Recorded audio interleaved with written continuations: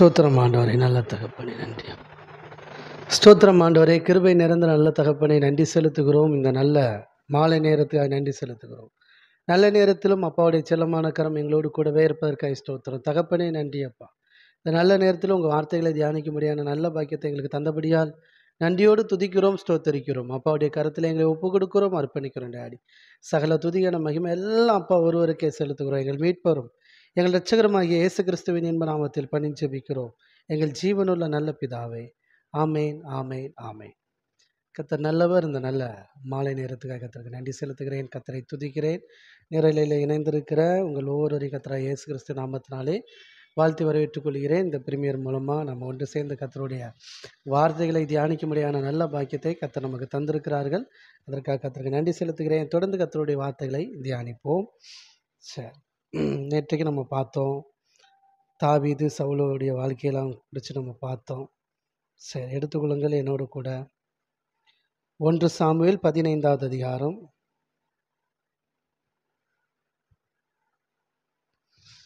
இன்றைக்கும் டைட்டில் பார்த்துருப்பீங்க, தனி ஒருவன் அப்படின்ட்டு. சரியா, தனி ஒருவன் நினைத்து விட்டார். சரி, அது என்ன அப்படின்னா, ஆமாம், நம்ம நமக்காக டைட்டில் வைக்கிறோம். அவன் படம் பேர் வச்சானே நம்ம என்ன செய்ய முடியும். தனி ஒரு ஆளாக நின்று தாவீது கோலியாத்தை ஜெயிச்சாப்புல. ஆமாம், ஏன் இன்னைக்கு இந்த வேத தியானம் தேவையா அப்படின்னீங்கன்னா, என்ன நம்ம தாவீது ஸ்டோரியை படிக்கிறதுக்கு இல்லை. அதே போல் அதே தேவன், ஆமாம், கர்த்தர் தாவீதோடு கூட இருந்தார். தாவீது அவனுக்கு முன்னாடி நின்ற மிகப்பெரிய பிரச்சனையை ஜெயிச்சா. சரிங்களா, அந்த பிரச்சனை எப்படிப்பட்ட பிரச்சனைனா, அதை ஜெயிச்சா ஆண்டவருடைய நாம மகிமை அடையும். அந்த பிரச்சனை எப்படிப்பட்டன்னா, தேவனுடைய நாமத்தை என்னது கெடுக்கிற மாதிரி இருக்குது. அதில் அந்த பிரச்சனையை ஜெயிச்சா தேவனுக்கும் அவ்வளோ சந்தோஷம். சரிங்களா, அதனால் அப்பேற்பட்ட ஒரு பெரிய பிரச்சனையை தாவீது மேற்கொண்டான், ஜெயிச்சான். ஒட்டுமொத்த ஜனங்களையும் தேசத்தையும் நாட்டு மக்களையும் காப்பாற்றினான். இல்லைன்னா பெலிஸ்தியர் என்ன பண்ணியிருப்பாங்க, அடிமையாகியிருப்பாங்க. புரியுதுங்களா. மிகப்பெரிய நன்மை ஜனங்களுக்கு தாவீது செய்தான் கர்த்தருடைய பலத்தினால. இதே போல தான் இதனை பார்க்கிற நம்ம ஒவ்வொருவர் மேலேயும் பெரிய அழைப்பு இருக்குது. உங்கள் வாழ்க்கையில் நீங்கள் ஃபேஸ் பண்ணுற மிகப்பெரிய பிரச்சனை நீங்கள் ஜெயிக்கும்போது அது உங்களை மட்டும் சார்ந்ததாக இருக்காது, உங்களை சுற்றி இருக்கிற அநேக ஜனங்களுக்கும் நன்மை தரக்கூடியதாக இருக்கும். நீங்கள் ஃபேஸ் பண்ணுற பிரச்சனையை ஜெயிக்கும்போது மக்கள் நலன் அடைவாங்க. எத்தனை புரியுது? ஆமென், ஹல்லேலூயா. சரி, ஓகே, அதை குறித்து தான் நம்ம தியானிக்க போகிறோம். தனி ஆளா நின்று தாவீது கோலியாத்தை ஜெயிச்சான். காரணம், கர்த்தர் அவனோடு கூட இருந்தார். அதே போல தான் ஆமென், கர்த்தர் உங்கள் கூட இருக்கிறதுனால நீங்கள் எவ்வளோ பெரிய பிரச்சனை இன்றைக்கி உங்கள் முன்னாடி நின்றாலும் இனி என்னைக்கு வந்தாலும், ஆமாம், கர்த்தர் கூட இருக்கிறதுனால தனி ஆளாக நின்று நீங்கள் ஜெயிப்பீங்க. அதான் ரொம்ப முக்கியம். ஏன் இந்த வார்த்தை அப்படின்னா, தேவன் நமக்கு அநேக உறவுகளை தந்திருக்கிறார், தருவார், அநேக டிவைன் கனெக்ஷனை தருவார். அப்படிலாம் சேரும்போது தான் அந்த நல்லதெல்லாம் நடக்கும். பட் ஆனால் நல்லா புரிஞ்சுக்கோங்க, இதனுடைய ஆழம் என்ன அப்படின்னா, நீங்கள் யாரையும் நம்பணும்னு அவசியம் கிடையாது. அந்தந்த நேரத்தில் தேவன் ஒவ்வொருத்தரையும் உங்களோட இணைப்பார், சேர்ப்பார், அவர்களை கொண்டு செய்வார். எந்த மனுஷனை நம்பியும் நீங்கள் இல்லை, கர்த்தர் உங்கள் கூட இருக்கிறார். நீங்கள் கர்த்தருடைய கிருபையினால் ஜெயிக்க போகிறீங்க. அதில் தேவன் அநேக மனிதர்களை பயன்படுத்துவார். ஏன்னா ஒரு விஷயம் நடக்கணும்னா ஒத்தாளாக செய்ய முடியாது. ஆமாம், தனி ஒருவன் போட்டு ஒத்தாளாக செய்ய முடியாதுங்கிறீங்களே அப்படிங்கிறீங்களா. நல்லா புரிஞ்சுக்கோங்க, ஒரு விஷயம் நடக்கணும்னா ஒத்தாளாக செய்ய முடியாது. இப்போ நான் இதை பிரசங்கம் பண்ணுறேன், சரிங்களா, இதை பண்ணுறேன் அப்படின்னா, நான் ஒத்தாளாக உட்காந்து இப்போ நம்ம எடிட் பண்ணுறோம், எடிட் பண்ணிவிட்டு அதை அப்லோட் பண்ணுறோம். சரிங்களா, இந்த விஷயத்தை செஞ்சிடலாம். சரிங்களா, நாளைக்கு இதை நிறைய இடத்துக்கு நிறைய இதில் அப்லோட் பண்ணணும், நிறைய விதமாக எடிட் பண்ணணும் அப்படின்னா கூட நம்ம சைடு ஆள் தேவை. பெருசாக இன்னும் வளரும்போது இன்னும் ஆட்கள் நிறைய நம்ம போட்டுருவோம், நம்ம பிஸியாகும் போது. சரிங்களா, அப்போது சில விஷயத்தை நம்ம தனியாகவே செய்வோம். அதுக்கும் இதுக்கும் சம்மந்தப்படுத்தி பார்த்துடக்கூடாது. இது முழுக்க முழுக்க தேவன் உங்கள் கூட இருப்பார். உங்களை ஒரு ஆளை கொண்டே பெரிய விஷயத்தை செய்வார். அதில் சிலரை தேவன் பயன்படுத்துவார். இந்த கனெக்ஷன்ஸ்லாம் சேரும்போது அந்த மிகப்பெரிய காரியங்களை கர்த்தர் உங்களை கொண்டு செய்வார். அதான் ரொம்ப முக்கியம். இன்னும் உங்களுக்கு புரிகிற மாதிரி சொல்லணும் அப்படின்னா, பைபிள் சொல்லுது, யோசேப்பு என்ன சொன்னாப்புல, நம்ம எல்லாருக்கும் ரட்சிப்பாக இருக்கும்படி கர்த்தர் என்னை முன்கூட்டியே அனுப்பினார். நம்ம குடும்பம் எல்லாம் ரட்சிப்படையும்படி காப்பாற்றப்படுவதற்காக தேவன் என்னை முன்கூட்டியே எகிப்துக்கு அனுப்பினார் அப்படின்னு சொன்னான். அவன் எகிப்தில் அதிபதியாக இருந்ததுக்கு அவன்தான் காரணம். கர்த்தர் அவனோடு கூட இருந்தார். அவன் தேவ ஆவியை பெற்ற மனுஷனாக இருந்தான். அதனால் அவன் உயர்த்தப்பட்டான். தவிர எந்த மனுஷனும் கிரெடிட் எடுக்க முடியாது. ஆனால் அவன் அதிபதி ஆக்குனது ராஜா பார்வோன். அவனுக்கு சிறைச்சாலையில் ஒருத்தன் தயவு காட்டினானே, அவன் சிறைச்சாலை தலைவன். சரி, பானபத்திரக்காரன் அவனை குறித்து ராஜா கிட்ட இப்போவா 2 வருஷம் கழிச்சாவது சொன்னானே, அப்போ அவனுடைய பங்கும் அதில் இருக்குது. ஆனால் ஜெயிச்சது யார்? எத்தனை பேர் புரியுது? ஜெயிச்சது யோசேப்பு. கர்த்தர் கூட இருந்தார், ஜெயிக்க வச்சார். அதுக்கு சில பாத்திரங்களை பயன்படுத்தார். அப்படித்தான் உங்கள் வாழ்க்கையில் நீங்கள் தான் ஜெயிப்பீங்க. உங்கள் ஒருத்தர் மேலே தான் அந்த அழைப்பு, உங்கள் ஒருத்தருக்காக தான் அந்த திட்டம். அந்த திட்டத்தில் சிலரை தேவன் இணைப்பார். ஓகே, அதை மறந்துடக்கூடாது. சரி, கர்த்தர் நல்லவர். ஆமென் ஆமென். இப்போ நேற்று நம்ம பார்த்தோம் 1 சாமுவேலில் சாமுவேல் சொல்லியிருப்பார், கர்த்தருடைய வார்த்தை இதுதான்ப்பா அப்படின்னு. ஆனால் என்ன பண்ணிடுவார், சவுல் அதை மீறிடுவார். சரிங்களா? ரைட், பாருங்க 22ஆம் வசனம், 1 சாமுவேல் 15:22. அதற்கு சாமுவேல், கர்த்தருடைய சத்தத்துக்கு கீழ்ப்படிவதை பார்க்கிலும் சர்வாங்க தகனங்களும் பலிகளும் கர்த்தருக்கு பிரியமாயிருக்குமோ? பலியை பார்க்கிலும் கீழ்ப்படிதலும் ஆட்டுக்கடாக்களின் நினத்தை பார்க்கிலும் செவி கொடுத்தலும் உத்தமம். எப்படி? பலியை பார்க்கலும் தேவனுடைய வார்த்தைக்கு கீழ்ப்படுகிறதும், ஆட்டுக்கடாக்களின் நினத்தை பார்க்கலும் கர்த்தருடைய சத்தத்துக்கு செவி கொடுப்பது, அதுதான் உத்தமம். புரியுதுங்களா?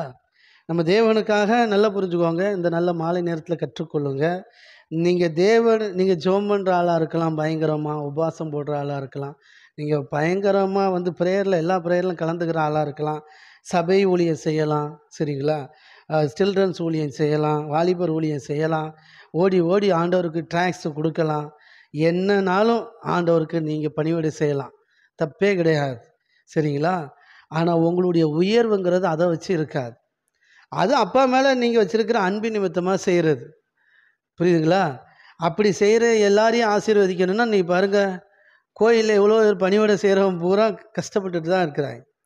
பார்த்துருக்கீங்களா? சில கோயிலெல்லாம் பார்த்தீங்களா, அது முக்கியமாக பார்த்தீங்கன்னா, ஆமாம், சில சர்ச்சில் இந்த கோபுரம்லாம் நிறைய பெருசாக இருக்கும்ல, சர்ச்சு இந்த மணியெல்லாம் அடிப்பாங்க பார்த்தீங்களா? சில சர்ச்சில் எங்கெல்லாம் அடிப்பாங்க? சிசியில் அடிப்பாங்களா, ஆர்சியில் அடிப்பாங்க, ருத்ரனில் அடிப்பாங்களா, நிறைய சபைகள் இருக்குது. அதனால தான் ஒன்றும் சொல்லலை. அந்த கோயில் பிள்ளைன்னு ஒருத்தர் இருப்பார், பார்த்துருக்கீங்களா? கோயில் பிள்ளைன்னே ஒருத்தர் பேர், அவர் பேரே கோயில் பிள்ளை தான். அவர் செய்யாத பணிவிடையா? அவர் அந்த கோயிலை தூத்து தொடச்சி, தண்ணி செடிக்கு தண்ணி பாய்ச்சி, மணி கரெக்டான டயத்துக்கு மணி அடித்து, பாட்டு போடுற நேரம் பாட்டை போட்டு விட்டு, எல்லாத்தையும் ஒரு மனுஷனாக கடந்து பார்ப்பார். அப்படி பார்த்தா அவர் எவ்வளோ ஆசீர்வாதமாக எங்கேயோ பேர் கிடும். ஆனால் கோயில் பிள்ளையாக இருக்கிற நிறைய பேர் பார்த்திங்கன்னா பலவீனமான ஆட்களாக இருப்பாங்க, கூணு விழுந்தவங்களாக இருப்பாங்க, நான் பார்த்த வரைக்கும். இல்லைன்னா கொஞ்சம் ஒரு மாதிரிப்பட்டவங்களாக இருப்பாங்க. அவங்கள பார்த்தாலே ஒரு பரிதாப நிலையாக இருக்கும். சரிங்களா? நிறைய, எல்லாருமேன்ட்டு இல்லை, ஒரு 100க்கு ஒரு 80% கோயில் பிள்ளைகளும் கோயிலில் இந்த வேலை செய்கிறவங்கள பார்த்திங்கன்னா பாவப்பட்ட கஷ்டப்பட்டவங்களாக இருப்பாங்க. அப்போ ஏன் சொல்கிறேன்னா, தேவனுக்கு பணிவிடை செஞ்சால் தேவன் உயர்த்துவார் அப்படின்னா, இவங்கெல்லாம் எப்போவோ உயர்ந்திருக்கணும். நம்மளை விட பயங்கரமாக 24 ஹவர்ஸும் பணிவிடை செஞ்சுக்கிட்டு ஆலயத்திலே இருக்கிறாங்க. புரியுதுங்களா? ரைட். அதனால் உங்கள் உயர்வு நீங்கள் செய்கிற செயலின் அடிப்படையில் கிடையாது. சரிங்களா? தேவனுடைய வார்த்தைக்கு கீழ்ப்படுகிறதில்ல. புரியுதுங்களா? மனுஷன் தன்னுடைய சரீரத்தையே சுட்டெரிக்க கூட ஒப்பு கொடுப்பானா, ஆனால் தேவனுடைய சத்தத்துக்கு கீழ்ப்படுகிறது கொஞ்சம் கஷ்டம். அப்போது சவுல் என்ன பண்ணிட்டான்னா, தேவனுடைய சத்தத்துக்கு செவி கொடுக்காம விட்டுட்டான், கீழ்ப்படியலை. அதனால் பாருங்கள், ரெண்டகம் பண்ணுதல் பில்லி சூனிய பாவத்திற்கும் முரட்டாட்டம் பண்ணுதல் அவபக்திக்கும் விக்கிர ஆராதனைக்கும் சரியாக இருக்கிறது. அப்பாடி, எப்படி? தேவனுடைய சத்தத்துக்கு கீழ்ப்படியாதது எப்படியா? ரெண்டகம் பண்ணுறது. ரெண்டகம் பண்ணணும், உண்டை வீட்டுக்கு ரெண்டகம் பண்ணுறதுன்னு சொல்லுவோம் இல்லையா? அவன் என்ன பண்ணுறது? ஏமாத்துறது, துரோகம் பண்ணுறது. சரிங்களா? உண்ட வீட்டுக்கு ரெண்டகம் பண்ணுறது, நன்றி மறக்கிறது, பில்லி சூனிய பாவம் அதுவும் அப்படித்தான், கெடுக்கிறது, குடியை கெடுக்கிறது. சரிங்களா? முரட்டாட்டம் பண்ணுதல், முரட்டுத்தனமா வம்பு இழக்கிறது, அவபக்தி, பக்தி அவபக்தி, அவ்வளோதான் வித்தியாசம். விக்கிர ஆராதனைக்கும் சரியாக இருக்கிறது தேவனுடைய வார்த்தையை மீறுறது அப்படின்ட்டு. நீ கர்த்தருடைய வார்த்தையை புறக்கணித்தபடினாலே அவர் உம்மை ராஜாவா இராதபடிக்கு புறக்கணித்து தள்ளினார் என்றான். கையை தட்டி ஆமேன் ஆமேன். இதுலேருந்து கற்றுக்கொள்றதுக்கு தான். சவுலை புறக்கணித்து தள்ளினதுக்காக கையை தட்டலை. இதுலேருந்து நம்ம ஒரு பாயிண்டை கற்றுக்குறோம். என்ன அப்படின்னா, இன்றைக்கி நம்ம ராஜாக்கள், வேதம் சொல்லுது, பிதாவாகிய தேவனுக்கு முன்பாக நம்மளை ராஜாக்களாகவும் ஆசாரியர்களாகவும் நிறுத்தியிருக்கிறாரா. நம்மளை ஒரு நாளும் தேவன் புறக்கணிக்கவே மாட்டார். அதான் ப்ளஸ். சவுலை புறக்கணித்த போல் நம்மளை புறக்கணிக்க மாட்டார். ஏன்னா நாம் இயேசு கிறிஸ்துவினால் நீதிமான்கள் ஆக்கப்பட்டு இருக்கிறோம், இயேசு கிறிஸ்துவினால் ரட்சிக்கப்பட்டு இருக்கிறோம், ஏசப்பாவுடைய இரத்தத்தினால் கழுவப்பட்டு இருக்கிறோம். புரியுதுங்களா? அதனால் தேவன் நம்மளெல்லாம் புறக்கணிக்க மாட்டார். ஆமே. அப்படி தான் நம்ம ராஜாவாக இருக்கிறோம். நம்ம ராஜாவானது நம்மளால் அல்ல. சரிங்களா? அதாவது நீ ராஜாவோ ஒழுங்காக இருந்தால் நீ ராஜா, இல்லைன்னா உன்னை பதவியில் விட்டு தூக்கிடுவேன். அது சவுல் காலத்தில் இருந்துச்சு. பழைய உடன்படிக்கையில் இருந்துச்சு. புதிய உடன்படிக்கையில் நிலைவரமான ஆவி, நிலைவரமான ராஜா, நிலைவரமான ஆசாரியன், சொந்த பிள்ளை, நித்தியமாய் சொந்த பிள்ளை, இவ்வளோ இருக்குது. இயேசு கிறிஸ்துவத்தை சொந்த ரட்சகரை ஏற்றுக்கொண்டா அவன் இவ்வளோத்துக்கு பாத்திரவான மாறிடலாம், தேவனுடைய ஜனமாக மாறிடலாம். சரிங்களா? ஓகே. கர்த்தர் நல்லவர். ரைட். நீர் கர்த்தருடைய வார்த்தையை புறக்கணித்தீர், அதனால் நீ ராஜாவாக இராதபடிக்கு கர்த்தர் தள்ளினார். இன்றைக்கி நம்ம வாழ்க்கையிலே அப்படி நடக்குது நிறைய. நம்ம தேவனுடைய வார்த்தைக்கு கீழ்ப்படிஞ்சால் இன்றைக்கி நம்ம ராஜாவாக இருந்திருப்போம், ராஜா மாதிரி வாழ்ந்திருப்போம். புரியுதுங்களா? இப்போ நம்ம ராஜா தான், ஆனால் வாழ்க்கையில் ஆமாம் ராஜாவோட மோசமாக இருக்கு. ராஜாவுக்கு கூஜா தூக்குற மாதிரி இருக்கும் நம்மள. சரிங்களா? ஆனால் நம்ம எப்படி வாழ வேண்டியவங்க ராஜா மாதிரி வாழணும். ஏன்? நிறைய தேவனுடைய வார்த்தைக்கு கீழ்ப்படுகிறதே கிடையாது. சரிங்களா? ஆமாம். தெரியாததை விடுங்க, தெரியலை அதனால் கீழ்ப்படியலை. தெரிஞ்சாப்புல நல்லா புரிஞ்சுக்கணும். சத்தியத்தை அறியாதனால பிரதர் கஷ்டப்பட்டோம், இல்லை, அது ஒரு கரைக்கு இருக்கட்டும். முதல்ல அறிஞ்ச சத்தியத்தின்படி நடக்கலை, அவர் சத்தத்துக்கு கீழ்ப்படியலை, அதனால் மேலும் மேலும் எங்கே போட்டு ஸ்டாக்கை ஏற்றுறதுக்கு. புரியுதா? ஆமாம். இப்போது பாருங்கள், ஒரு ஸ்கூலில் என்ன பண்ணுறாங்க, பிள்ளைங்களை படிச்சுட்டு வர சொல்கிறாங்க. ஒரு பாடத்தில் 5 கொஸ்டின், 5ஐயும் படித்தவன் பூரா ஒப்பி அப்படிங்கிறாங்க. சரிங்களா? ரைட். அப்போது 5 கொஸ்டினை படித்து ஒப்பிக்கணும். ஒருத்தன் 5 படித்து ஒப்பிக்கலை. சரிங்களா? அவன் படிக்கவே இல்லை, 2 தான் தெரியும், 2 கொஸ்டின் தான் அவனுக்கு தெரியும், இன்னும் 3 கொஸ்டின் தெரியாது. சரி, இங்கே ஒரு குரூப்பு 5ஐயும் நல்லா படித்து ஒப்பிச்சிட்டு, இப்போ டீச்சர் என்ன பண்ணுவாங்க, அடுத்த சப்ஜெக்ட் எடுக்கணும்னா என்ன பண்ணுவாப்புல, அடுத்த 5 கொஸ்டின் படிங்க அப்படின்னு பார்ப்பல. இவன் நம்மளும் சேர்ந்து நானும் அடுத்த 5 கொஸ்டின் படிக்க போகிறேன்னு போனால் என்ன ஆகும்?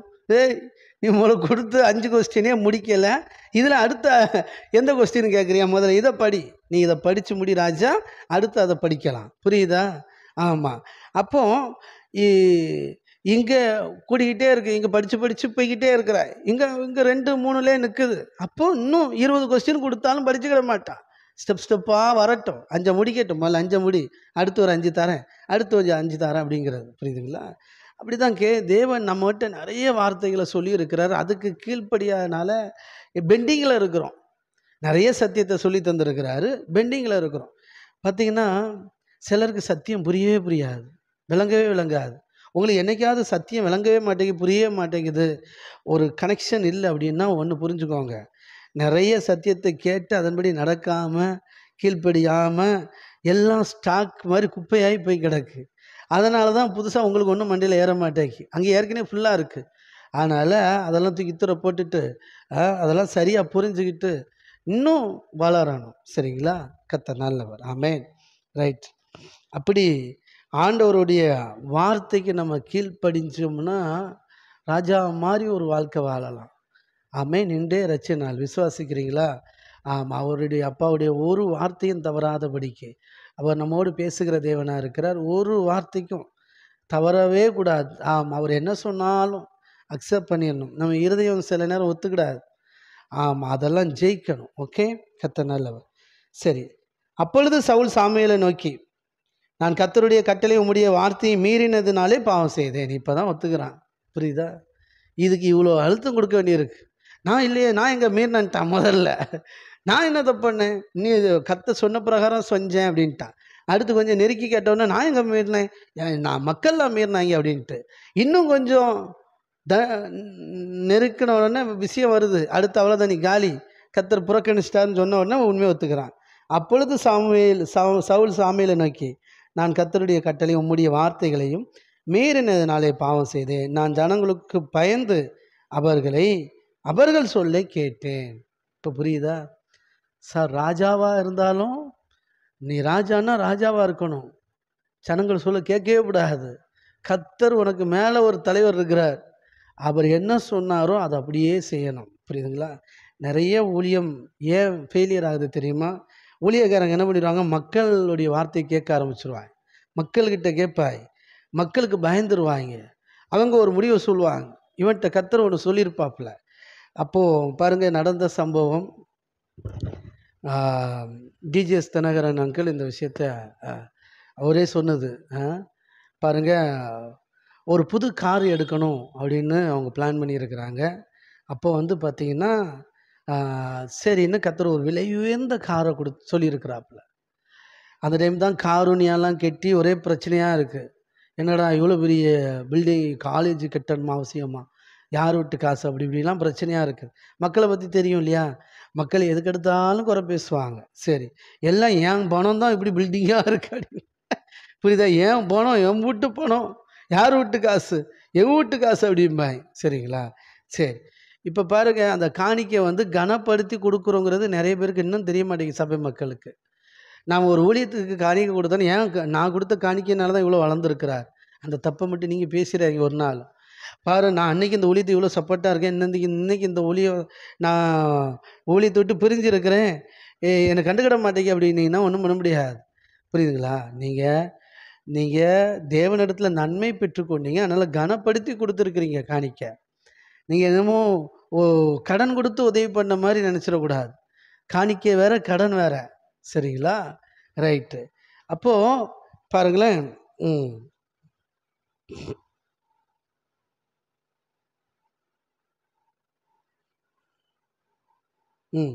அப்போது ஜனங்கள் காணிக்கை கொடுக்குறாங்கன்னா எதுக்காக கொடுக்குறாங்கன்னா, ஆசீர்வாதத்தை பெற்றுக்கொள்கிறாங்க, தேவனை பிலீவ் பண்ணுறாங்க, கொடுக்குறாங்க.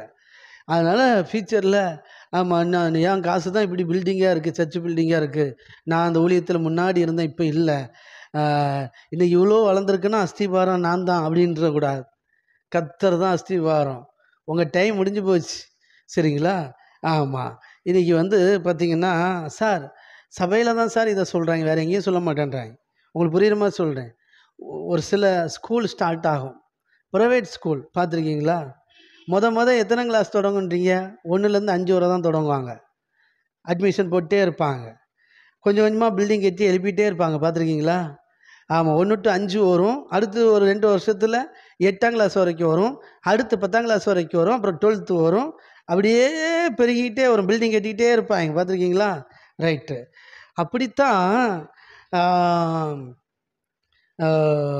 ஒரு நம்ம என்ன நினச்சிடோன்னா, ஒரு சபையில் இருக்கும்போது ஆரம்பத்தில் இருந்திருப்போம்.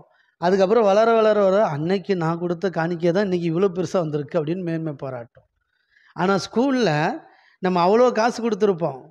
பார்த்தீங்கன்னா, உங்கள் ஃபீஸில் தானங்க ஸ்கூல் ஓடுது. எத்தனை பேர் பிலீவ் பண்ணுறீங்க? ரொம்ப முக்கியம்.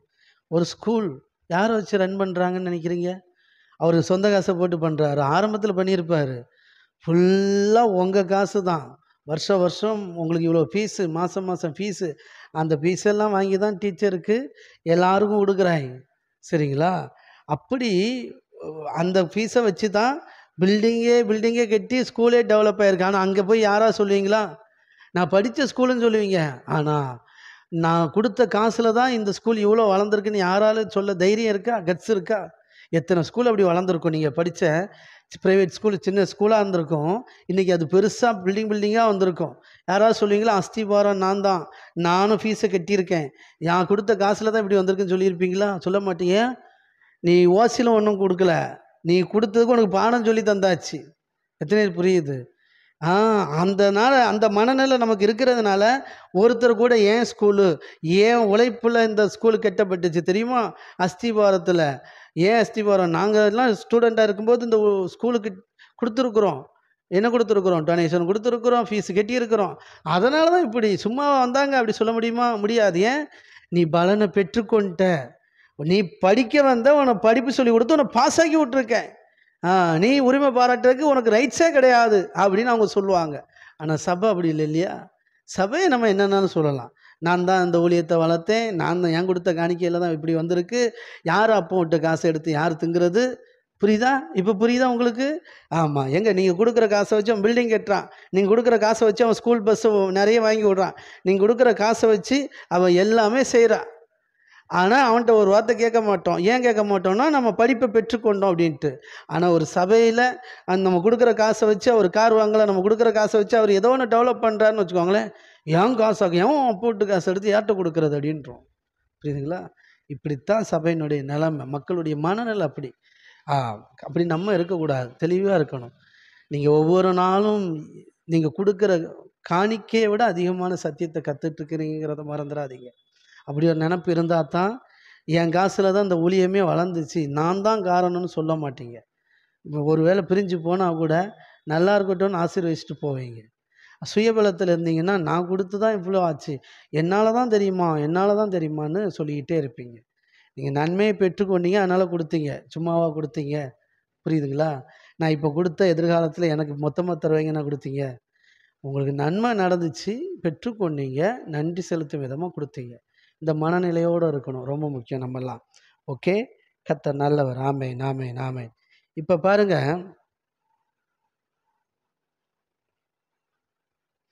தேங்க்யூ டாடி, ஹல்லேலூயா, ஸ்தோத்திரம்.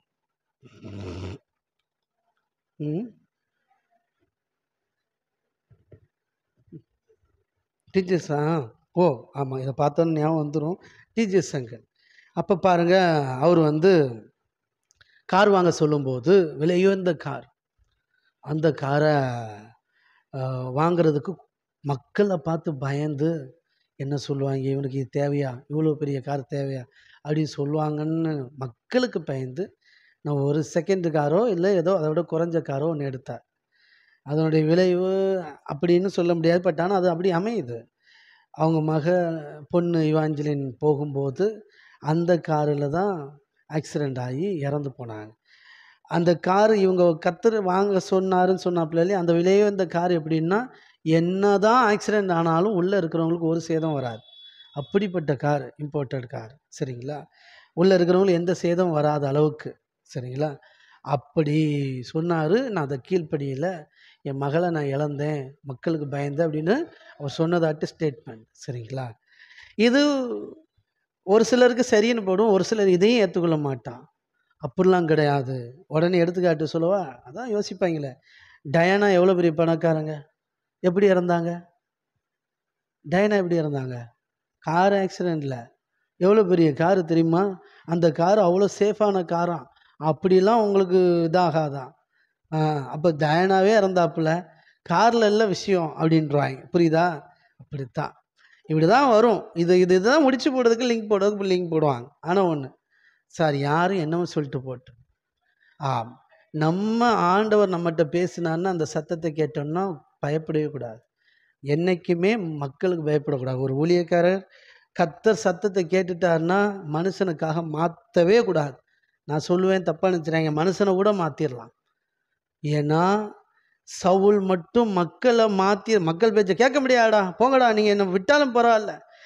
இவன் நல்லா புரிஞ்சுக்கோங்க, மக்களுடைய வார்த்தையை கேட்டு மக்களுக்கு இதன் பிறகு ராஜாவாக இருந்தான், தெரியும் இல்லையா?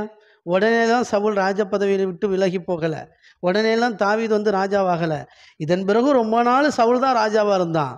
தேவனுடைய வார்த்தைக்கு கீழ்ப்படியாமல் மக்களுடைய வார்த்தைக்கு கீழ்ப்படிஞ்சு டம்மி ராஜாவாக வாழ்கிறத விட, தேவனுடைய வார்த்தைக்கு கீழ்ப்படிஞ்சு மக்கள்லாம் நீ ராஜாவே கிடையாடா, வேண்டாம் எங்களுக்கு அப்படின்னு சொன்னால் கூட பரவாயில்ல, கர்த்தருக்கு பிரியமான ராஜாவாக வாழ்ந்துட்டு போயிடலாம். எத்தனை பேர் புரியுது? ஆமாம், அவன் சொல்கிறான் மக்களுக்காக பயந்துட்டேன்றான். சரிங்களா? ஆமேன். பாவம் செய்தேன், நான் ஜனங்களுக்கு பயந்து அவர்கள் சொல்லை கேட்டேன். இதே மாதிரி தான் ஜனங்களுக்கு பயந்து அவர்கள் சொல்ல கேட்டால் மோசே ஜனங்களுக்கு பயந்து ஜனங்கள் மேலே இருக்கிற அதிருப்தியில் ஒரு தப்பு பண்ணால் பாவம் செஞ்சான் மோசே. அதுக்கு பிறகு முன்னேறி போக முடியலை. சரிங்களா? அதனால் ஒரு ஊழியக்காரர் எக்கார்ந்து கொண்டும் கர்த்தரோடு பேசணும், கர்த்தர் சத்தத்துக்கு கீழ்ப்படியணும். கர்த்தர் சத்தத்துக்கும் சபையில் இருக்கிற மக்களுடைய சத்தமும் ஒத்து போச்சுன்னா கீழ்ப்படியணும். மக்கள் சபை மாற்றி பேசுனா நீங்கள் விட்டுறவே கூடாது. ஏன்னா நீங்கள் ஒத்த ஆளாக இருந்தப்போ உங்களை அழைச்சது கர்த்தர். அதுக்கு பிறகு தான் இவங்கெல்லாம் வந்தாங்க. புரியுதுங்களா? நீங்கள் தனி ஆளாக இருக்கும்போது உங்களை பேர் சொல்லி அழைச்சி உங்களுக்கு தரிசனத்தை கொடுத்து உங்களோட பேசி உங்களை இந்த இடத்துக்கு கொண்டு வந்தது கர்த்தர். அதுக்கு பிறகு தான் மக்கள் வந்தாங்க. இவங்க இல்லைன்னா 1000 பேர் கர்த்தர் தருவார். ஆனால் அவர் சொல்லுக்கு மட்டும் நீங்கள் கீழ்ப்படியாமல் ஜனங்களுக்கு பயந்து வாழவே கூடாது. அப்படி ஒரு ஊழியம் செய்யவே கூடாது. துணிஞ்சிடணும். இது கர்த்தர் என்னோடு சொன்ன காரியம், இப்படித்தான் இருப்பேன், இப்படி தான் நடக்கும், இந்த ஊழியம் இப்படித்தான் அப்படின்னு துணிஞ்சு நின்றான். ஏன்னா கர்த்தர் உங்களை நம்பியாக இந்த ஊழியத்தை தந்தார். உங்களை தான் முதன்மையாக பொறுப்பாக எடுத்திருக்கிறார். வேறு யார்கிட்டையும் அப்படின்னா அவங்ககிட்ட கொடுத்துருக்கலாமே. அவங்கள ஒரு ஆளை எடுத்து நீ ஊழியத்தை செய்யன்னு அவங்கள சூப்பர் ஆக்கி விட்டுருக்கலாமே. இவ்வளோ பேர் இருக்கும்போது உங்களை சூஸ் பண்ணி உங்களை அழைச்சி உங்களோட பேசி உங்களை இந்த இடத்துக்கு உயர்த்தி வச்சுருக்கிறார். அதனால் கர்த்தருடைய சத்தத்துக்கு செவி கொடுங்க. அந்த சத்தம் கர்த்தர் சொல்லிட்டாருன்னா மக்களே ஏற்றுக்கொள்ளாட்டாலும் பரவாயில்ல, கர்த்தருடைய வார்த்தை கீழ்ப்படிங்க. உங்களை தேவன் மேன்மேல் உயர்த்திக்கிட்டே இருப்பார். ஓகே? நம்ம மெஜாரிட்டி பர்சனை பார்க்காதீங்க. கர்த்தர் தான் உங்களுக்கு மெஜாரிட்டி. அவர் ஒரு வார்த்தை சொன்னால் போதும். இந்த ஜனங்கள் ஒரு நிமிஷத்தில் உங்களை தூக்கி தூர வச்சுட்டு போயிடுவாங்க. கடைசியில் என்ன நடந்துச்சு? சவுலுக்காக சாமுவேல் துக்கம் கொண்டாடின அளவு கூட ஜனங்கள் துக்கம் கொண்டாடலை. இவங்களால தான் அவனுக்கு பொறுப்பே போச்சு, ராஜாவின் பதவியே போச்சு. ஆனால் என்ன, ஜனங்கள் எவன் ராஜா வந்தாலும் எங்களுக்கு ஒன்றும் கவலை இல்லை. இவங்க கோஷம் போடுவாங்க. சவுல் வாழ்கன்னு சொன்னவங்க தான் தாவீது வாழ்கன்னு சொன்னாங்க. தெரியுமா? அடுத்து நம்ம பார்ப்போம். சரி, இப்போ பாருங்கள். இப்பொழுது நீர் என் பாவத்தை மன்னித்து நான் கர்த்தரை பணிந்து கொள்ளும்படி என்னோடு கூட திரும்பி வாரும் என்றான். சாமுவேல் சவுலை பார்த்து, நான் உம்மோடு கூட திரும்பி வருவதில்லை, கர்த்தருடைய வார்த்தையை புறக்கணித்தீர், நீர் இஸ்ரவேலின் மேல் ராஜாவாகிறபடி கர்த்தர் உண்மையை புறக்கணித்து தள்ளினார் என்றார். சரிங்களா? இப்போ அவங்க 2 பேத்துக்கும் சில காரியங்கள்லாம் நடக்கும். ரைட், கர்த்தர் நல்லவர். ஆமேன். ஓகே, இதோட என்ன ஆகும் அப்படின்னா,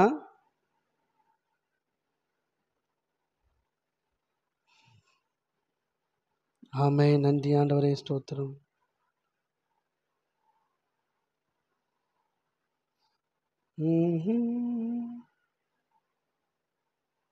சரி, இது பிறகு ஒரு பெரிய சம்பவமே நடந்து முடிஞ்சிடும். இதுக்கு பிறகு தான் கர்த்தர் சாமுவேலை பார்த்து சொல்வார். சாமுவேலை நோக்கி 16வது அதிகாரத்தில். சரிங்களா? இஸ்ரவேலின் மேல் ராஜாவாக இராதபடிக்கு நான் புறக்கணித்து தள்ளின சவுலுக்காக நீ எந்த மட்டும் துக்கித்து கொண்டிருப்பாய்? நீ உன் கொம்பை தைலத்தால் நிரப்பி கொண்டு வா, பெத்லெகேமியனாகிய ஈசாயின் இடத்துக்கு உன்னை அனுப்புவேன், அவன் குமாரர்கள் ஒருவனை நான் ராஜாவாக தெரிந்து கொண்டேன் என்றார். இந்த சம்பவம் நேற்று நம்ம பார்த்தோம். ராஜாவாக தேர்ந்தெடுத்தாச்சு. அண்ணன்மார் அத்தனை பேர் இருக்கும்போதும் கர்த்தர் எல்லாத்தையும் புறக்கணிச்சிட்டு இவனை மட்டும் தேர்ந்தெடுத்தார். எத்தனை புரியுது? கையை தட்டி. சவுலை ஏன் புறக்கணிச்சார்? சவுல் கர்த்தருடைய சத்தத்துக்கு கீழ்ப்படியவில்லை, அதனால் புறக்கணிச்சார். அப்போ அண்ணன்மாரை ஏன் புறக்கணிச்சிருப்பார் சொல்லுங்க? கர்த்தர் சவுலை புறக்கணிச்சாருன்னு சொல்லியிருக்கா. அதே மாதிரி தானே இவனையும் புறக்கணித்தேன் அப்படின்னு வந்தது இல்லையா? யாரை? மூத்தவன், இவனுடைய தாவீதுடைய சகோதரன். சரிங்களா? ஆமேன். இவனையும் புறக்கணித்தேன்னு வருது இல்லையா? அப்போ ஏன் புறக்கணிச்சார் சவுலை? அவன் ஆண்டவருடைய வார்த்தைக்கு கீழ்ப்படியலை, புறக்கணிச்சார். அப்போ இவனும் கீழ்ப்படியாமல் தான் வாழ்ந்துட்டு இருக்கிறான், அதனால் புறக்கணிச்சார். எத்தனை பேர் புரியுது? அவ்வளோதான் விஷயம். புரியுதுங்களா? ஆமேன். கர்த்தர் நல்லவர். ரைட்.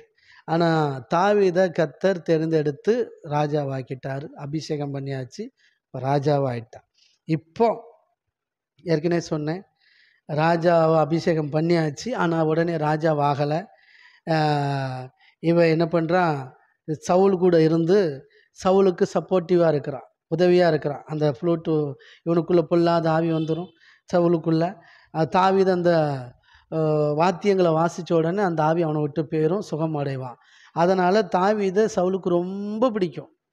தாவீதுக்கு அப்பாவுக்கு உடனே தகவல் அனுப்பி, உன் பையன் தாவீது என் கூடவே இருக்கட்டும், நான் அவனை வச்சுக்கிறேன் அப்படின்னு, நான் அவனை பார்த்துக்கிறேன், அவன் எனக்கு சப்போர்ட்டாக இருப்பான்னு வச்சுருந்தார். இப்போ யுத்தம் வருது. யுத்தம் வரும்போது என்ன பண்ணும், தாவீதை கூப்பிட்டு போகல. தாவீதை நீ போய் பழைய மாதிரி ஊருக்கு போ, நான் யுத்தத்தை முடிச்சுட்டு வந்து உன்னை கூப்பிட்டுக்கிறேன் அப்படின்ட்டு போயிட்டான். சரிங்களா? தாவீது மறுபடியும் ஆடு மேய்க்க போயிட்டான். சரிங்களா? ஆனாலும் பாருங்க, கர்த்தருடைய சித்தம் தான் நிறைவேறுது. இப்போ கோலியாத்து வந்து ஒவ்வொரு நாளும் பஞ்சாயத்தை கூட்டிகிட்டே இருக்கிறான். சரிங்களா?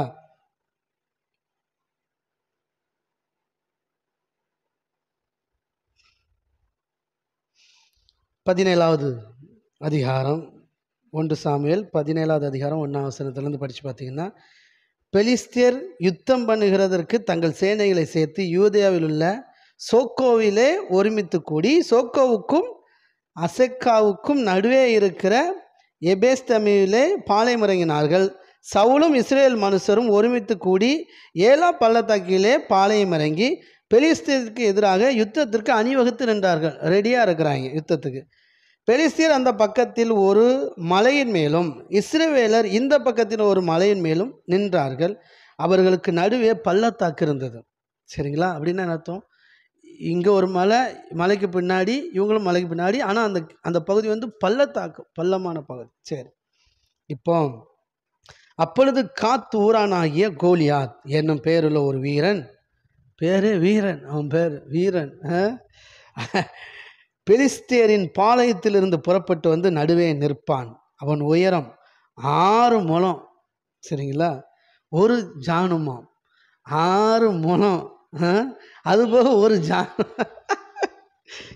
தண்ணினவன் நல்ல வாட்ட சாட்டமாக இருக்கிறான்.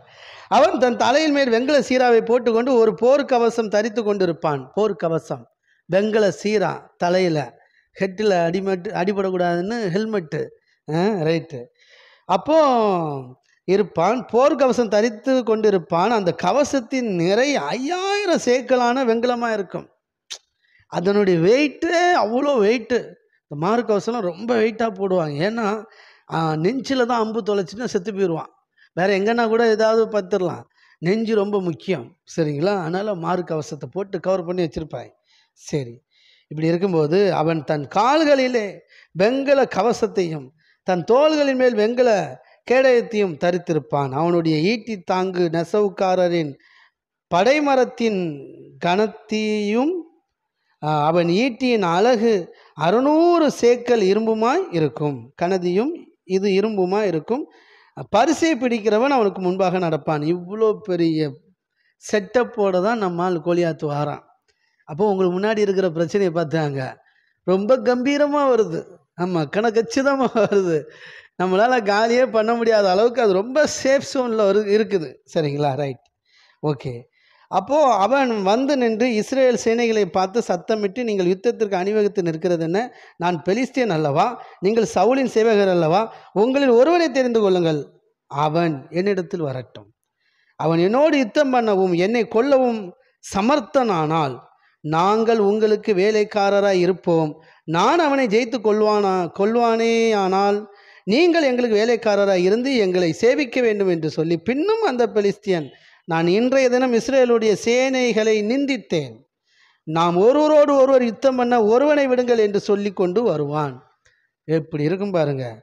அப்பொழுது சவுலும் இஸ்ரவேல் அனைவரும் அந்த பெலிஸ்தியனுடைய வார்த்தைகளை கேட்டு கலங்கி மிகவும் பயப்பட்டார்கள்.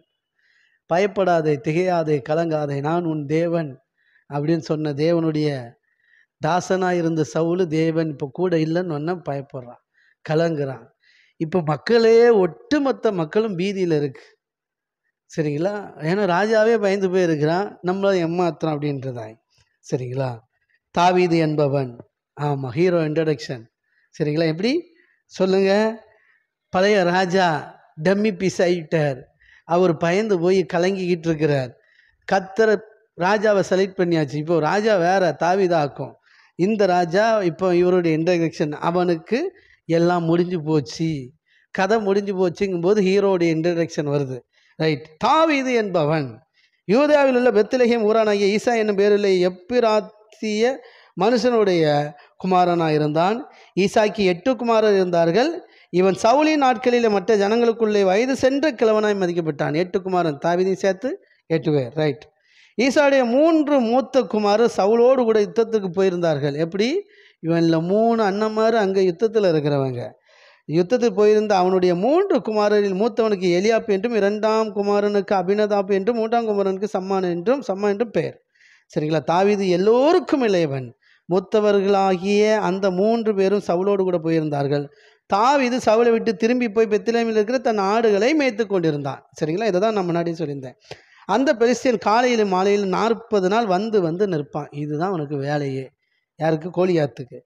இந்த 10 பால் கட்டிகளை 1000 பேருக்கு அதிபதியானவனிடத்தில் கொடுத்து, உன் சகோதரர் சுகமாய் இருக்கிறார்.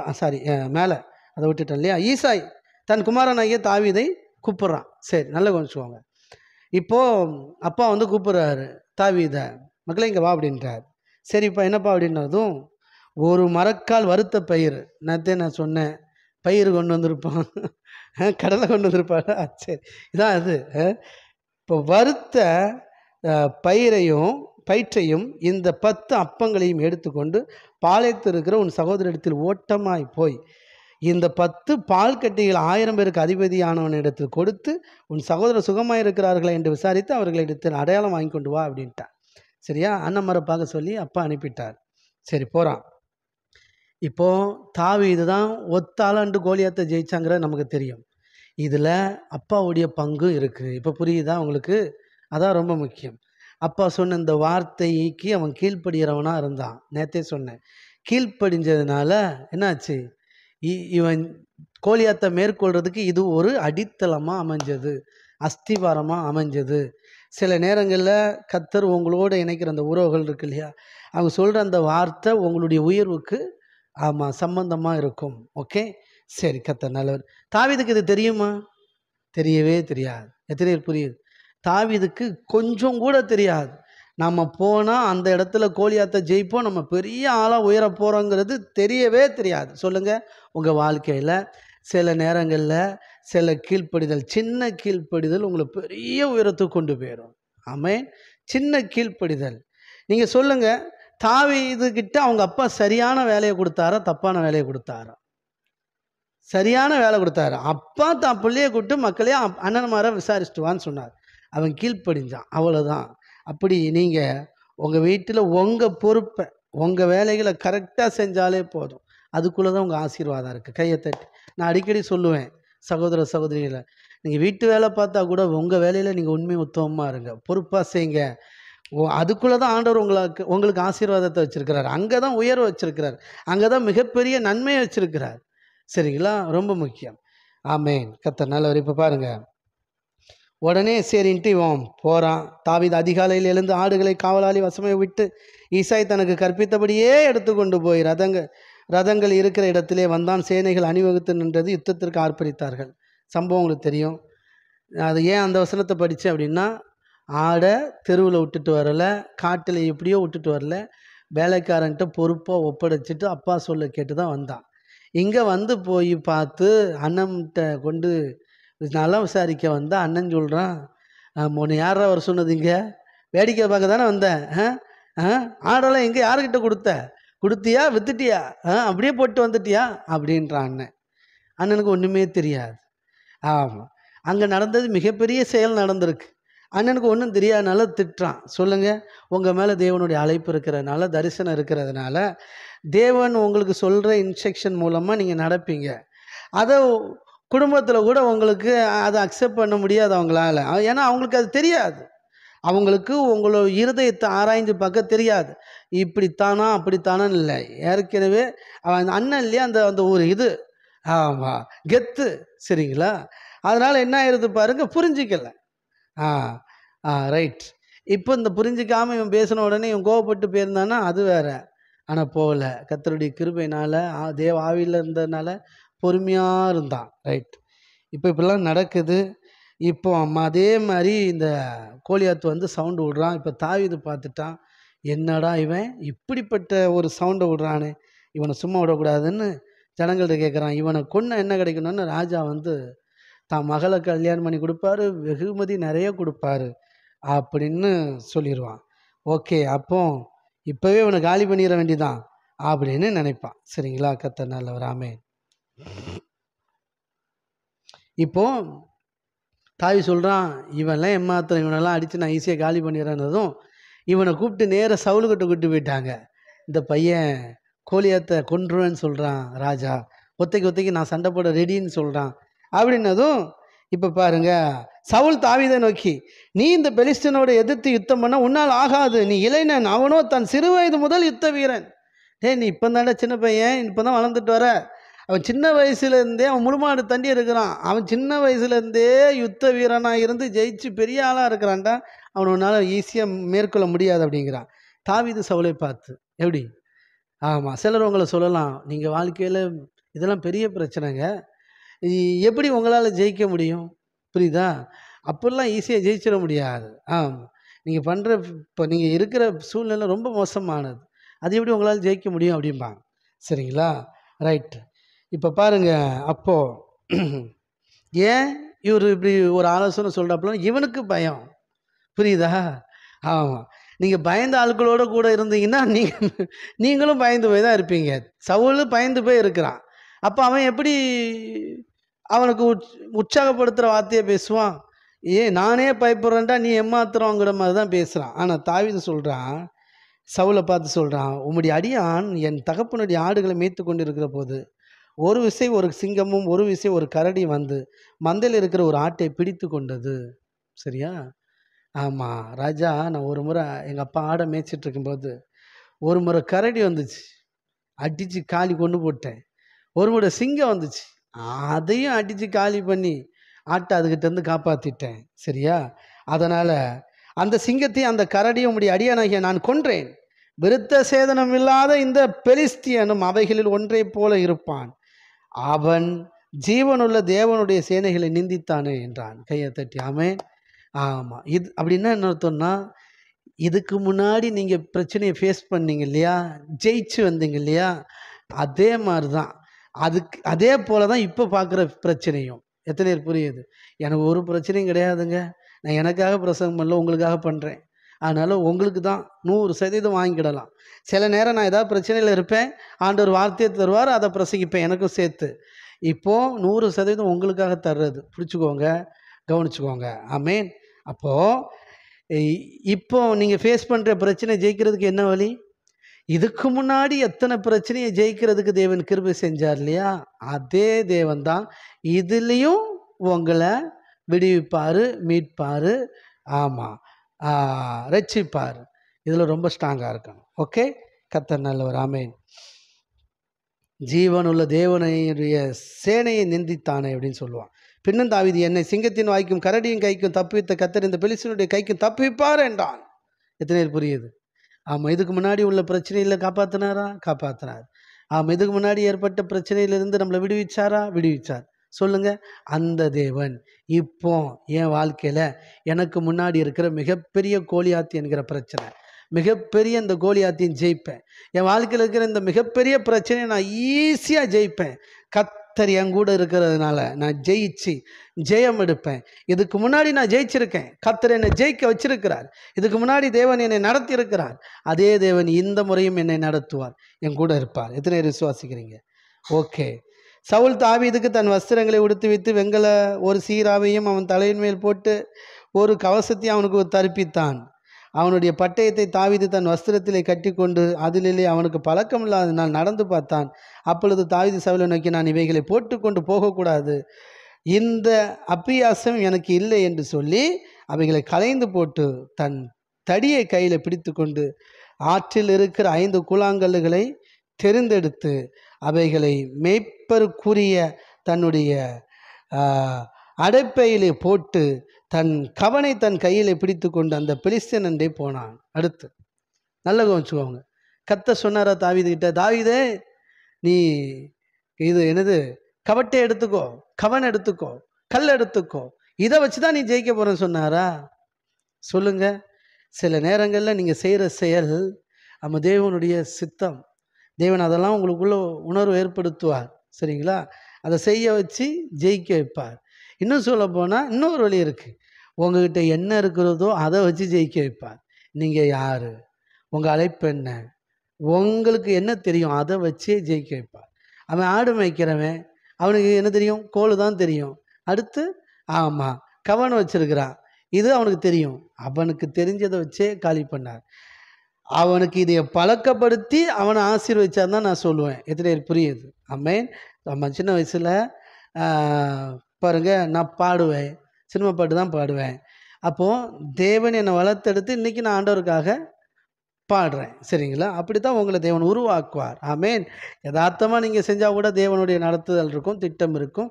கடைசியில் முடியும் போது அது பெரிய காரியத்தை செய்யும். ஓகே, கர்த்தர் நல்லவர். இப்போ பாருங்கள், இப்போ அவன் வரான், வந்துட்டு கேட்குறான், சுற்றி பார்த்து தாவீதை கண்டு அவன் இளைஞனும் சௌந்தரியமான சிவந்த மேனியும் இருந்தபடினா அவனை அசட்டை பண்ணினான். உங்கள் எதிரி உங்களை அசட்டை பண்ணுவான், கவலையே போடக்கூடாது. காலி தாண்டா, நீ என்னை சீப்பாக நினச்சிட்டல்ல, நான் யாருன்னு தெரியாமல் நீ என்னை சீப்பாக நினச்சிட்ட. சீப்பாக நினைக்கும் போது என்ன ஆயிரும்னா அசால்ட் ஆயிரும். புரியுதா? இவன் தானே பார்த்துக்கலான்னு ஒரு மெத்தனை ஆயிரும் இல்லையா? கேப்பெல்லாம் கிடாட்டாச்சு. சரி, பெலிஸ்தன் தாவீதை பார்த்து, நீ தடிகளோடு என்னிடத்தில் வர நான் நாயா என்று சொல்லி அவன் தன் தேவர்களை கொண்டு தாவீதை சபிச்சான். அப்படி இப்படின்னு விளங்காம பேரோடா, என்ன நம்ம பார்த்தா எப்படியா தெரியுது அப்படின்னு, என்ன காரியம் பண்ணிட்டேன் நீ அப்படின்னு அவனுக்கு ரொம்ப இன்சல்ட் ஆகி போயிடுச்சு. சபிக்க ஆரம்பிச்சிட்டா. பின்னும் அந்த பெலிஸ்தன் தாவீதை பார்த்து, என்னிடத்தில் வா, நான் உன் மாம்சத்தை ஆகாயத்து பறவைகளுக்கு காட்டு மிருகங்களுக்கு கொடுப்பேன் என்றான். சரிங்களா? அதற்கு தாவீது பெலிஸ்தீனை நோக்கி, நீ பட்டயத்தோடும் ஈட்டியோடும் கேடயத்தோடும் என்னிடத்தில் வருகிறாய், நானோ கையை தட்டி எப்படி ஜெயிச்சான்? இப்படி தான் ஜெயிச்சான். நானோ நீ நிந்தித்த இஸ்ரவேலின் இராணுவங்களின் தேவனாகிய சேனைகளுடைய கர்த்தரை நாமத்தினாலே உன்னிடத்தில் வருகிறேன். இன்றைய தினம் கர்த்தர் உன்னை என் கையில் ஒப்பு கொடுப்பார். நான் உன்னை கொன்று உன் தலையை உன்னை விட்டு வாங்கி பெலிஸ்தருடைய பாளையத்தில் பிணங்களை இன்றைய தினம் ஆகாயத்து பறவைகளுக்கும் பூமியின் காட்டு மிருகங்களுக்கு கொடுப்பேன். அதனால் இஸ்ரவேலின் தேவன் ஒருவர் உண்டு என்று பூலோகத்தார் எல்லோரும் அறிந்து கொள்வார்கள். கையை தட்டி ஆமேன் ஆமேன். நீங்கள் ஃபேஸ் பண்ணுற அந்த பெலிஸ்தியனை, அந்த கோலியாத்தை, அந்த பிரச்சனையை நீங்கள் ஜெயிக்கும் போது கர்த்தர் ஒருத்தர் உண்டு. ஆமேன். ஆமாம், அவர் உங்களோடு உண்டு என்பதை இந்த உலகம் அறிந்து கொள்ளத்தக்கதாக கர்த்தர் பெரிய காரியம் செய்வார். நான் நம்புகிறேன். நம்ம ஃபேஸ் பண்ணுற மிகப்பெரிய பிரச்சனையெல்லாம் ஜெயிப்போம். ஆமேன், கண்டிப்பாக ஜெயிப்போம். கர்த்தர் எவ்வளோ பெரிய ஆளியான்னு, கர்த்தர் எவ்வளோ நல்லவர்னு ஜனங்கள் சொல்லும்படி தேவன் பெரிய காரியங்களை செய்வார். ஆமேன். கர்த்தர் பட்டயத்தினால் ஈட்டினால் ரட்சிக்கிறவர் அல்ல என்று இந்த ஜனக்கூட்டம் எல்லாம் அறிந்து கொள்ளும். யுத்தம் கர்த்தருடையது, அவர் உங்களை எங்கள் கையில் ஒப்பு கொடுப்பார் என்றான். கையை தட்டி நான் வீரவசனம் பேசுகிறான் பாருங்க. ஒருவேளை தோத்துட்டங்கிற அந்த இதே கிடையாது, அவ்வளோ விசுவாசம். கர்த்தர் ஜெயிக்க வைப்பார். ஏன்னா கர்த்தரையாக்க அவன் நிந்திச்சிட்டு இருக்கிறான். கண்டிப்பாக கர்த்தர் என்னை பலப்படுத்துவார், நான் ஜெயிப்பேன் அப்படின்றான். சரிங்களா? ஆமேன் ஆமேன் ஆமேன். யுத்தம் கர்த்தருடையது. சொல்லுங்க, உங்களுக்கு எதிராக இருக்கிற யுத்தம் கர்த்தருடையது. தாவீது யுத்தம் பண்ணான். அப்போ யுத்தம் கர்த்தருடையதுன்னு வருதே. ஆமாம், யுத்தம் கர்த்தருடையதுன்னா அவன் போய் நின்றான். எவனும் யுத்தம் செஞ்ச மாதிரி செய்யலை. பொதுவாக ஒரு யுத்தம் செய்யணும்னா சவுல் எப்படி இதெல்லாம் போட்டுட்டு வந்து ஜெயிஞ்சானோ அப்படி செய்யணும். ஆனால் இவன் வெறும் நாய் அடிக்கிற மாதிரி வெறும் கோலும் ஒரு கவனையும் கல்லையும் எடுத்துகிட்டு வந்தான். எத்தனை புரியுது? அதுக்கு பேர் தான் யுத்தம் கர்த்தருடையது, உங்களுடையது அல்ல. நீங்கள் எப்படி இருந்தாலும் கர்த்தர் உங்களை கொண்டு பெரிய காரியங்கள் செய்வார், பெரிய யுத்தம் செய்வார். ஆமேன். ஓகே, சரி. அப்பொழுது அந்த பெலிஸ்தியன் எழும்பி தாவீதுக்கு எதிராக கிட்டி வருகையில் தாவீது தீவிரமாக அந்த சேனைக்கும் அந்த பெலிஸ்தனுக்கு எதிராக ஓடி தன் கையை அடப்பத்திலே போட்டு அதிலிருந்து ஒரு கல்லை எடுத்து கவனிலே வைத்து சுற்றி பெலிஸ்தனுடைய நெற்றியை படவை எறிந்தான். அந்த கல் அவன் நெற்றியை பதிந்து போனதினால் அவன் தரையிலே முகங்குப்புற விழுந்தான். இவ்விதமாய் தாவீது ஒரு கவனினாலும் ஒரு கல்லினால் பெலிஸ்தனை மேற்கொண்டு அவனை மடங்கடித்து அவனை கொன்று போட்டான். தாவீதின் கையிலே பட்டயம் இல்லாது இருந்தது. ஆகையால் தாவீது பெலிஸ்தன் என்று ஓடி அவன் மேல் நின்று அவன் பட்டயத்தை எடுத்து அதை அவன் உரையிலிருந்து உருவி அவனை கொன்று அதனாலே அவனை தலையை வெட்டி போட்டான். அப்பொழுது தங்கள் வீரர் செத்து போனான் என்று பெலிஸ்தர் கண்டு ஓடி போனார்கள். ஆமேன். ஆமாம், இந்த பிரச்சனையை நீங்கள் இன்றைக்கி துரத்துறீங்க இல்லையா, அதுக்கு பின்னாடி நிறைய சப்போர்ட்டாக நிறைய பிரச்சனை இருக்கும். இந்த மிகப்பெரிய பிரச்சனையை நீங்கள் காலி பண்ணும்போது சுற்றி இருக்கிறதெல்லாம் ஒன்றுமே இல்லாமல் ஓடியே போயிடும். எத்தனை பேர் விசுவாசிக்கிறீங்க? ஆமேன். நீங்கள் ஃபேஸ் பண்ணுற மிகப்பெரிய பிரச்சனையை நீங்கள் ஜெயிக்கும் போது அதுக்கு பின்னாடி பக்கபலமாக இருக்கிற சப்போர்ட்டாக இருக்கிற அவ்வளோ பிரச்சனையும் காலியாயிரும். உதாரணத்துக்கு யோசேப்பு வாழ்க்கையில் ஒரே நாள் என்ன பிரச்சனை? சிறையில் இருந்தான் சார். அதான் பெரிய பிரச்சனை. அவனால் இருக்க முடியல. என்னை எப்படியாவது சப்போர்ட் பண்ணி என்னை இங்கேருந்து வெளியில் கொண்டு வந்திருப்பான்னு ரெக்வெஸ்ட் வைக்கிறான். அவன் மறந்துட்டான். 2 வருஷம் கழித்து ஒரு முடிவு வருது. ஒரே நாளில் என்னாச்சு, சிறையிலேருந்து வெளியில் வரணுங்கிறது தான் அவருடைய நோக்கம். அவனுக்கு முன்னாடி இருக்கிற பெரிய கோலியாத் எது? சிறை.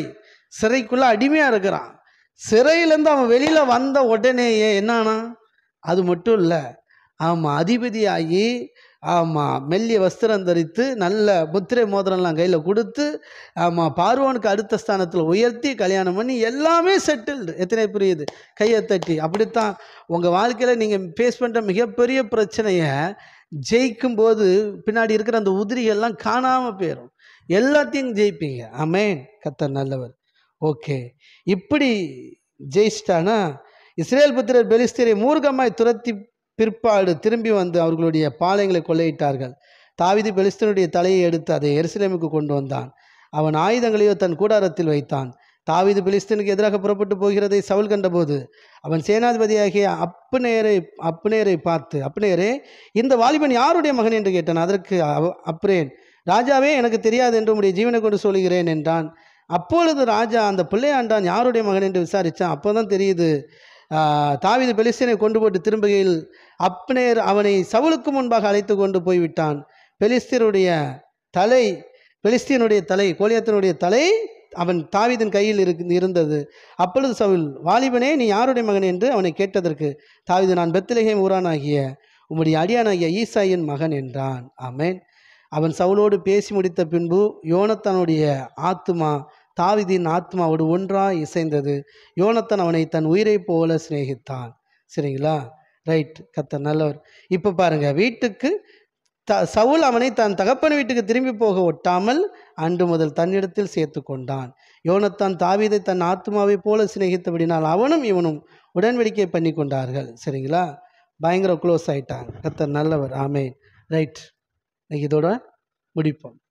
எவ்வளோ பெரிய விஷயம் அப்படின்னா, ஒத்தாலாக நின்று ஜெயிச்சான். சவுலால் முடியலை, ஆனால் தாவீது நின்று ஜெயிச்சான். தாவீது பெலிஸ்தீனை கொல்ற வரைக்கும் தான் ஜனங்கள் வெயிட் பண்ணிட்டு இருந்தாங்க. கொன்ன உடனே ஜனங்கள் சாடிட்டாங்க. எத்தனை புரியுது? இதுலேருந்து என்னென்னா, நம்ம வாழ்க்கையில் நாம் ஃபேஸ் பண்ணுற மிகப்பெரிய கோலியாத்தை, மிகப்பெரிய பிரச்சனையை நாம் ஜெயிக்கும்போது அதுக்கு பின்னாடி பக்கபலமாக இருக்கிற நிறைய விழுந்துடும். 1.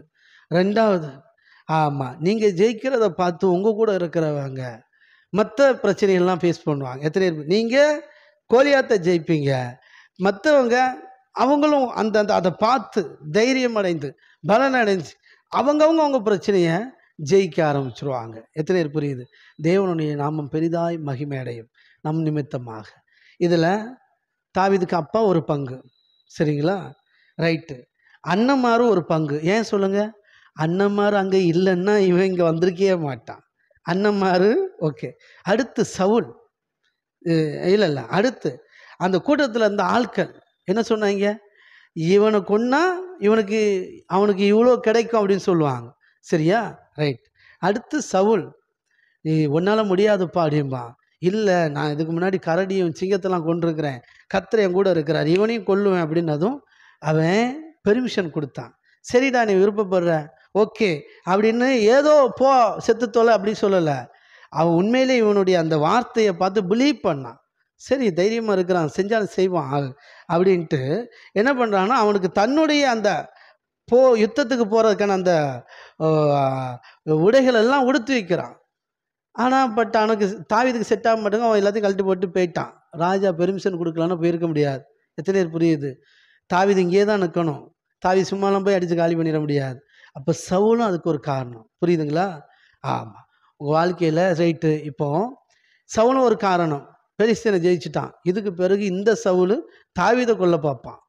புரியுதுங்களா? ஒரு காலத்தில் இவனுடைய உயர்வுக்கு இவனும் ஒரு பாத்திரமாக இருந்தான்.